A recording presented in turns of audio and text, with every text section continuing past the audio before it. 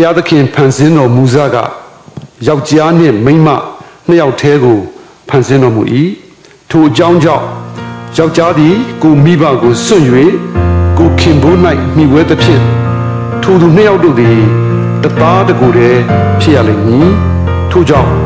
လင်မယားတို့သည်နှစ်ဦးမဟုတ်တဦးတည်းဖြစ်၏ဘုရားသခင်တွဲဖက်၍တဘိုးတင်တော်မူသောအရာကိုလူမခွဲမခွာစေနှင့်ဟုမိန့်တော်မူ၏ရှင်မဂုခရစ်ဝင်ခန်းကြီး30ပိုင်းငယ်6မှ9ဖြစ်ပါ